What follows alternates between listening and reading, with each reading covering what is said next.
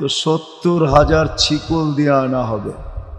প্রত্যেকটা আংঠাকে 70,000 ফেরেশতা ধরবে। আংঠা বোঝেন তো, শিকলে আংঠা থাকে 70,000। এদের হাতের থেকে দোজক ছুটবে আর দৌড়াইতে চিৎকার দিতে দিতে, হুঙ্কার দিতে দিতে যখন কিয়ামতের মাঠের দিকে আসতে থাকবে, জিবরিল আলাইহিস সালাম আল্লাহর ডাইন দিকে থাকবেন। উনি একটা চিৎকার দিবেন আর মাটিতে লুটায়া পড়বেন আর বলবেন, রব্বি সাল্লিম সাল্লিম, রব আমাকে বাঁচান। ওই দিন যার হাত উঠানের মাধ্যমে আল্লাহ হিসাব কিতাব শুরু করবেন, উনি হলেন আমাদের নবীজি। এই জন্য সিরাত সম্মেলন বোঝা উচিত, সিরাত কেন প্রয়োজন। যতক্ষণ পর্যন্ত এটা না বুঝে আসবে ততদিন শুধু ভালোবাসা ভালোবাসার জায়গায় থেকে যাবে। আফসোস আমার ওইদিকে যাওয়ার আগে এই পুরা মজমার ভিতরে একজন দাঁড়া করায় পাওয়া যাবে না। বয়স যতটুকুই হোক, 20 বছর হইলে হয়তো 20-12 চুল কাটা হয়েছে, আর যদি বেশি হয় তাহলে আরো বেশি হয়েছে। একজনও পাওয়া যাবে না যে সেলুনে যায় বলছে এতটুক বয়সের ভিতরে যে আমার চুল কেটে দাও, কিন্তু একটা শর্ত হলো আমার নবীর আদর্শ মতো কেটে দিতে হবে। আমার নবী যেইভাবে চুল কাটতেন ওইভাবে আমার চুল আজকে তুমি কেটে দিবে।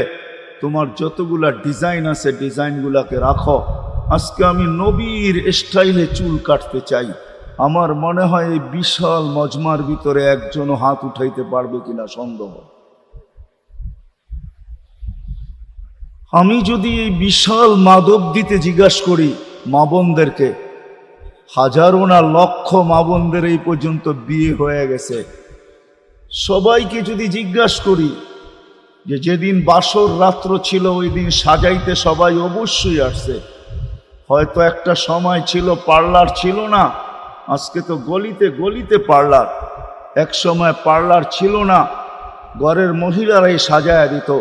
কোনো নববধূ মনে হয় আজ পর্যন্ত মুখ দিয়া এই কথা বলে নাই যে আমার বাসরের রাত্র বরকতের রাত্র।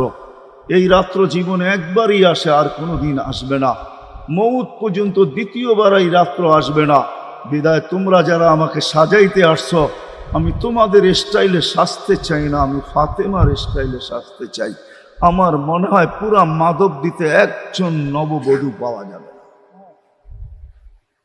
আমি আপনাদেরকে বুঝাইতে চাইতেছি সিরাত কেন দরকার। যদি না বুঝে আসে তো মোহাব্বত থেকে যাবে। আবু তালেবের চেয়ে বেশি মোহাব্বত আপনি আর আমি করি না। হায় হায়, আপনারা আম্মাজানের কবর দেখেন না, আপনাদের অনুভূতি হবে তো হবে কোত্থেকা। আল্লাহ আমাকে এই 2 চোখ দিয়ে আম্মাজানের কবর দেখাইছেন, বিদায় আমার অনুভূতিটা একটু অন্যরকম। আমেনার কবর আমি দেখছি, আবহাওয়া আমি গেছি, আমেনার কবর আমি দেখছি।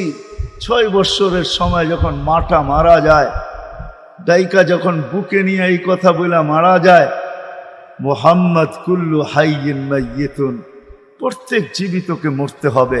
কুল্লু জাদিদিন বাল, প্রত্যেক নতুনকে পুরান হইতে হবে। বিদায় বেটা আমি চললাম বইলা জ্বরের ভিতরে জানটা যখন দিয়া দিছেন, হায় হায়, আমার মনে হয় আল্লাহ কি করে সইছেন জানি না। এই 6 বৎসরের ছেলে মার বুকের উপরে উঠা মনেহীনে কত চিৎকার দিছে। এখানে গেলে এরকমই দৃশ্য ভাসে, মনে হয় যে ছেলেটা চিৎকার দিতেছিল, আম্মা আম্মা, বাবাও নাই, তুও নাই, একটা ভাইও নাই, একটা বোনও নাই, কোথায় চলে গেলি। 6 বৎসর বয়সের থেকে আবু তালেব, 6 বৎসর 6 মাস বয়সের থেকে 6 বৎসর 6 মাস বয়সের সময় দাদা মারা যায়। আবু তালেব 50 বৎসর 6 মাস 10 দিন, যেদিন আল্লাহর রসুলের বয়স 44 বৎসর 10 দিন, বাতিজাকে সিনায় রাইখা পালছেন, সিনায় রাইখা। ভালোবাসা এতটুকু দিয়েছেন দুনিয়ার কেউ দিতে পারবে না। আমার বিশ্বাস, আমার মন বলে রবের পরে যদি কেউ মুহাম্মদুর রাসূলুল্লাহকে ভালোবাসা থাকে, তাহলে আবু তালেব ব্যতীত দ্বিতীয় কোনো ব্যক্তি আমি পাই না। আমার বিবেক বলে, আমার বুদ্ধি বলে, আমার ইতিহাসের পাতা বলে আবু তালেবের চেয়ে বেশি ভালো কেউ বাসতেন। আপনারা আবু তালেবকে চিনেন না। মক্কায় যার উপরে আঙ্গুল উঠানোর কোনো ব্যক্তি ছিল না। মক্কা ভূখণ্ডে, আরব ভূখণ্ডে, মক্কা তো দূরের কথা, আরব ভূখণ্ডে কেউ যার উপরে আঙ্গুল উঠানোর ক্ষমতা ছিল না। খারাপ দৃষ্টিতে যদি আঙ্গুল উঠাইতো তো পাঞ্জার থেকে সাথে সাথে পৃথক হয়ে যেত। এরকম ব্যক্তিত্বের মালিক। 4টা বৎসর বাতিজার ভালোবাসায় পাতা চাবাইছে, অবরুদ্ধ জীবন কাটাইছে। ওলামাকে জিজ্ঞাসা করে, অবরুদ্ধ জীবন। আবু তালেবকে অবরুদ্ধ করবে মক্কায় কোনো ব্যক্তি? মক্কার মাটির ওঠে না। ইতিহাস আমাকে বলে ছিল, তখনও কেউ সাহস করে নাই। বলছে এই শরীরে যতক্ষণ পর্যন্ত রূহ আছে, যদি বাতিজাকে শারীরিক কষ্ট দেয়, চাই সেটা একটা পাথরের করেছে। না একটা ভাই ছিল, না একটা বোন ছিল, না আপনজন ছিল, দুজাহানের বাদশাহ যিনি, কিছুই করতেন না।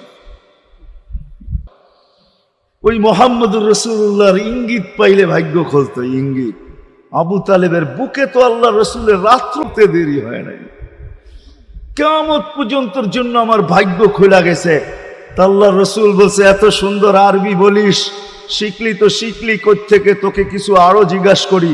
লিমান তাবুদ, ইবাদত কার করিস?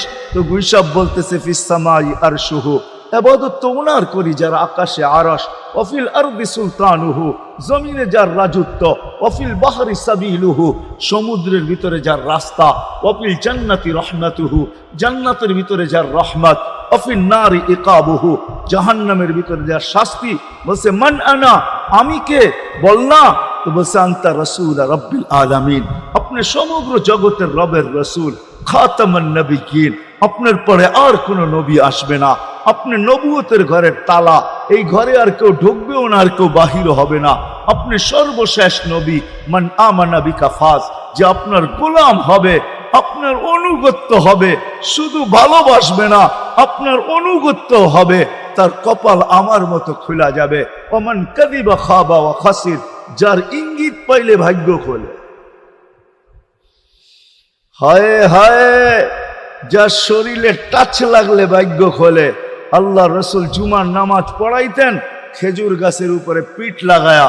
ওই সময় মেম্বর ছিল না, কে জানি কোত্থেকে মেম্বরের প্রযুক্তি শিখা আসছে। আইসা বলছে, ইয়া রাসূলুল্লাহ, মেম্বর বানায়া দেই। আর কতদিন দাঁড়ায় দাঁড়ায় খুতবা দিবেন? মেম্বরে উঠবেন, বসবেন, খুতবা দিবেন। তো খুদ মেম্বর যখন বানায়া দিছে, আল্লাহ রসুলেরও পছন্দ হয়েছে। দাঁড়ায় দাঁড়ায় আর কতদিন খুতবা দিব? মেম্বরে পা রাখতে দেরি, শুকনা খেজুর গাছ বাচ্চার মতো কাঁদতে দেরি করে নাই। শুধু কাঁদে নাই, সে তো বলতেও ছিল মনে হয় আমার কাছে, যে শুধু কাঁদে নাই, বিলাপ করতেছিল সে। কোত্থেকে এই ব্যক্তি আসলো, সে কোত্থেকেই মেম্বরের প্রযুক্তি পাইল, আর মেম্বরই বা কোত্থেকে বানাইলো? আমাকে বঞ্চিত করলো তো করলো কেন? আল্লাহ রসুল তার কান্নার আওয়াজে নিচে নেমে আসছেন, হাত বুলাইতেছিলেন, সান্ত্বনা দিতেছিলেন। তোকে ছোঁয়া দিতে থাকবো, পায়ের নিচে রেখা দিব, তোর গায়ে ছোঁয়া দিয়া মেম্বরে উঠবো। আল্লাহ রসুল শান্ত করতে পারেন নাই। সর্বশেষ যখন বলছেন, তোকে জান্নাতে নিয়ে যাব, তুই দুনিয়া আমাকে খেজুর খাওয়াইতে পারিস না, জান্নাতে নিয়ে যাব, তুই জান্নাতে খেজুর দিবি, আমি মন বড়া খাবো। তখন যে তার কান্না ঠান্ডা হয়েছে। মেরে দোস্ত, যার ছোঁয়া লাগলে ভাগ্য খোলে।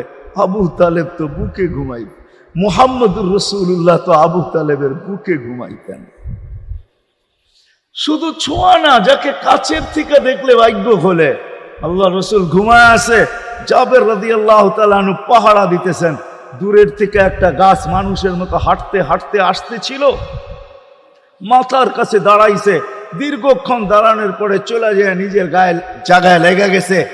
ঘুমের থেকে যখন উঠছেন তো বলতেছিলেন, ইয়া রাসূলুল্লাহ, জাদু দেখলাম। কয় কিসের জাদু?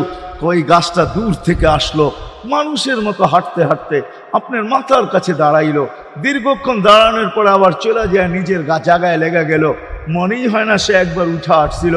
আল্লাহ রসুল হাসতেছিল আর বলতেছিল, ও দূর থেকে আমাকে দেখতেছিল, ওর মন ভরতেছিল না। ও আল্লাহর কাছে দোয়া করছে, আল্লাহ তোমার হাবিব এত কাছে, আমি এত দূরে, একটু অনুমতি দাও না, মাথার কাছে যায় একটু মন ভরা দেখি। হায় হায় হায়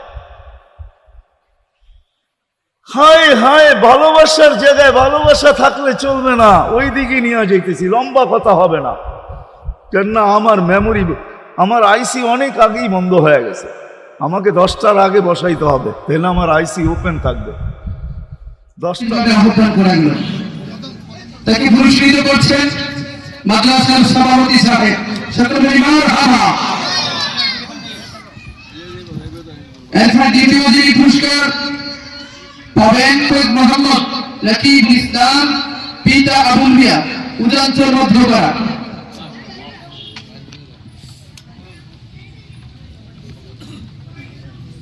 তৃতীয় স্থান যিনি অধিকার করেছেন হাফেজ মোহাম্মদ ফাহিম, পিতা মুস্তফা বাগেরচর।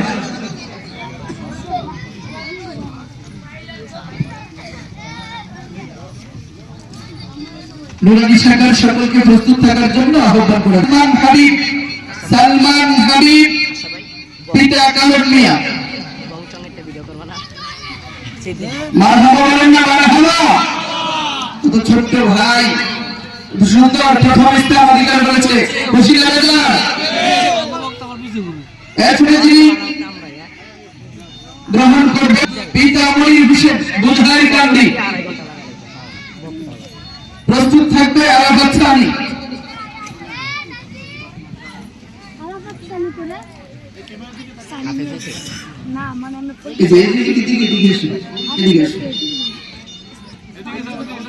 তৃতীয় স্থান যে অধিকার করেছে দ্বিতীয় শ্রেণী থেকে যিনি প্রথম স্থান অধিকার করেছেন মেধা তালিকায় মোহাম্মদ তাওহীদুল ইসলাম, পিতা হানিফ মিয়া, উজাঞ্চল মধ্যপাড়া। মোহাম্মদ তাওহীদুল ইসলাম যিনি দ্বিতীয় শ্রেণীর মধ্যে তৃতীয় স্থান অধিকার করেছেন মোহাম্মদ ইয়াসিন আহমদ, পিতা আবুল হোসেন বাগেরচর, মারহাবা বলেন না একটু, মারহাবা। তৃতীয় স্থান যিনি অধিকার করেছেন মোহাম্মদ রবিউল ইসলাম, পিতা মোহাম্মদ আব্দুস সাত্তার, বাগেরচর। প্রস্তুত থাকবে তৃতীয় শ্রেণীর মাহবুবুল্লাহ আশিক। মাহবুবুল্লাহ আশিককে পুরস্কৃত করার জন্য আহ্বান করা গেল। তৃতীয় শ্রেণীর মধ্যে প্রথম স্থান অধিকার করেছে, দ্বিতীয় স্থান যে অধিকার করেছে ইমন হাসান, মোহাম্মদ ইমন হাসান, পিতা আবুল মিয়া, উজাঞ্চল মুন্সিগঞ্জ। যিনি তৃতীয় শ্রেণীর মধ্যে তৃতীয় স্থান অধিকার করেছেন মোহাম্মদ আশিকুল ইসলাম, পিতা জলিল মিয়া, বাগেরচর।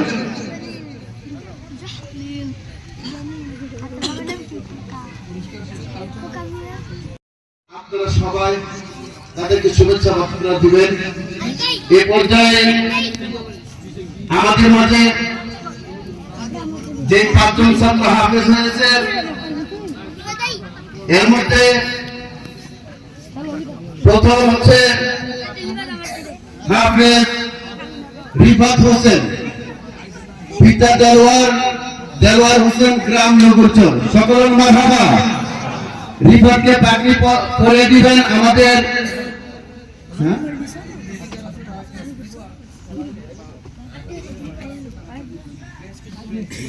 আজকে টেস্ট দিবেন আমাদের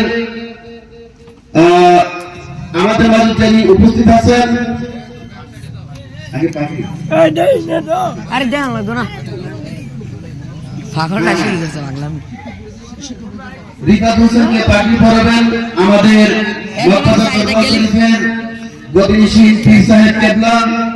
হুজুরকে অনুরোধ জানাচ্ছি আমাদের হাফেজ ছাত্রকে পাগড়ি পরিয়ে দেওয়ার জন্য। গ্রাম নগরচর।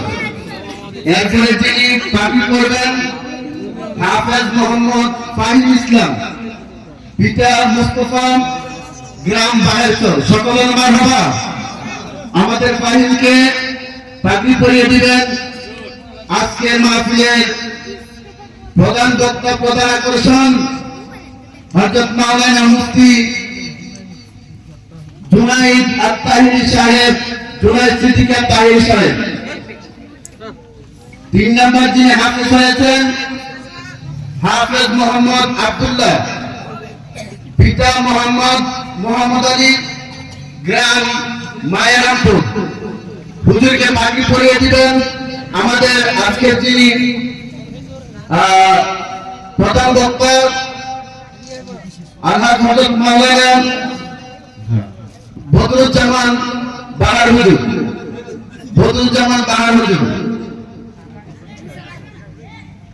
চতুর্থ স্থান যিনি অধিকার করেছেন, হাফেজ হয়েছেন মোহাম্মদ রাকিবুল ইসলাম। পিতা আমাদের এলাকার সন্তান, পিতা মোহাম্মদ আবুল হোসেন, গ্রাম উজামচর, আমাদের মান্নান জেলার নাতি। সকল মারহাবা।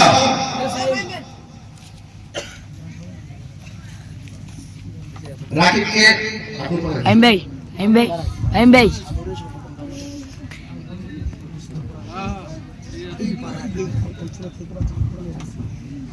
এ পর্যায়ে হাফেজ রাকিবুল ইসলামকে পাগড়ি প্রদান করবেন হযরত মাওলানা আকিবুল ইসলাম সাহেব। হযরত মাওলানা আকিবুল ইসলাম সাহেবকে পাগড়ি পরিয়ে দেওয়ার জন্য অনুরোধ করা হলো।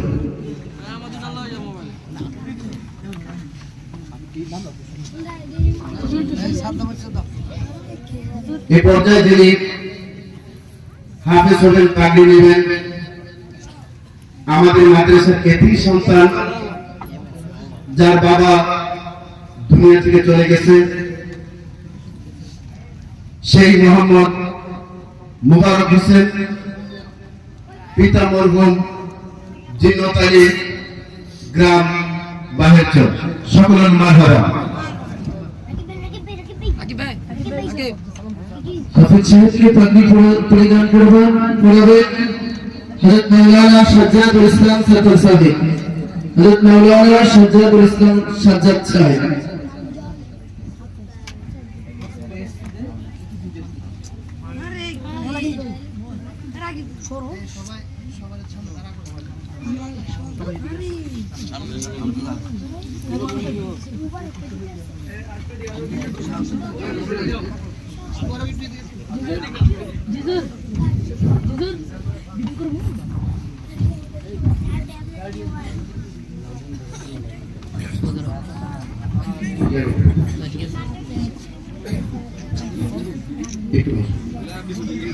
আমাদের ছাত্রদের মাঝে পুরস্কার তুলে দেবেন